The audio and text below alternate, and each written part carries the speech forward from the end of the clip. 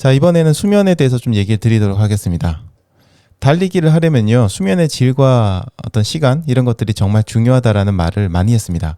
그런데 여전히 저를 비롯해서 많은 사람들이 잠을 늦게 자는 경향이 있습니다. 여러분들 약간 뜨끔하시죠? 자, 왜 우리는 잠을 늦게 자는 걸까요? 여기에는 정말 끝도 없는 수많은 이유가 있습니다. 정말 많은 이유가 있습니다.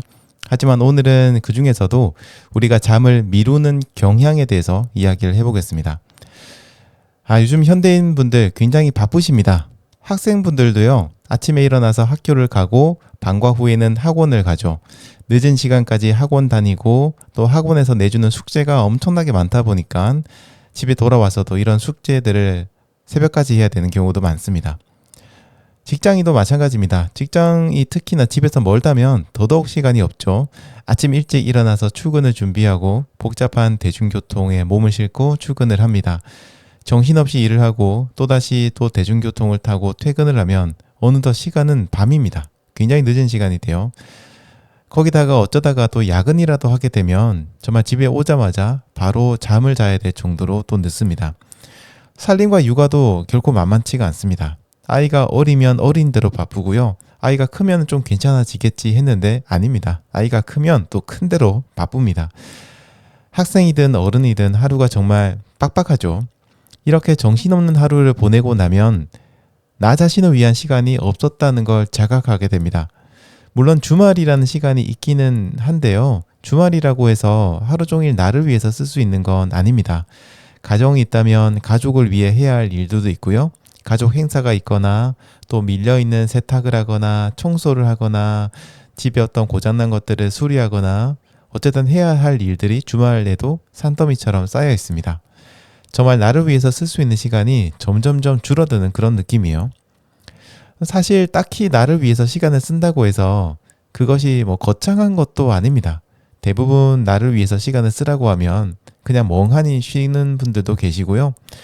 게임을 하거나 영화를 보거나 그냥 계속해서 의미 없는 인터넷을 하기도 하죠. 하지만 그것이 어떤 행위든지 간에요. 그냥 자신만을 위해서 쓴다는 것 자체가 중요한 것 같습니다. 아무튼 이렇게 주말에도 자신을 위한 시간을 보내기는 힘들다. 이런 것들을 알기 때문에요. 우리는 바쁜 하루를 보내고 나면 자신을 위한 시간을 쓰고 싶어집니다. 자신을 위한 시간을 쓰려면요. 쓸 수 있는 방법은 하나밖에 없어요. 사실상 잠을 늦게 자고 그만큼의 시간을 자신을 위해서 쓰는 겁니다. 분명 지금 자야 하는 시간이라는 거를 알면서도요. TV를 켜고 넷플릭스를 켜고 또 유튜브를 보기도 하고 또 정말 의미 없이 스마트폰을 만지작거립니다. 인스타 잠시 보다가 또 다른 앱 켰다가 또 다시 인스타 켰다가 또 다른 앱 켰다가 그냥 이렇게 계속 쓰고 있는 거죠. 게임을 하기도 하고요. 주로 이제 이렇게 하는 활동들은 그날에 받았던 스트레스를 풀 수 있는 그런 가벼운 활동 위주로 진행을 합니다. 그러고 보니까 친구랑 늦게까지 전화를 하시는 분들도 좀 많은 것 같습니다. 우리는요, 이런 활동들을, 방금 얘기 드렸던 이런 활동들을 보복성 취침 시간 미루기라고 부릅니다. 영어로는 Revenge Bedtime Procrastination? 좀 복잡하네. 약간 미루기라는 뜻인데 보복성 취침 시간 미루기라고 부릅니다. 약간 그 보복성이라는 단어가 굉장히 좀 공감이 되기도 해요. 뭔가 이 하루를 내가 힘차게 보냈는데 나만의 시간이 없다는 거에 대해서 억울함이 느껴지면서 뭔가 이 세상에 대해서 이 하루에 대해서 복수하고 싶은 그런 생각이 들면서 잠 좀 늦게 자면서라도 내 하고 싶은 거 오늘 하고 잘 거야. 이런 생각이 조금 드는 거죠. 여기에 대해서 굉장히 연구 사례도 많고요. 여러분들이 보복성 취침 시간 미루기 혹은 보복성 취침 미루기 이런 걸로 검색하시면 국내에서도 이런 자료들을 굉장히 많이 찾아보실 수 있을 겁니다. 그런데 사실 연구 사례가 그렇게 많은 편은 아니에요, 이게.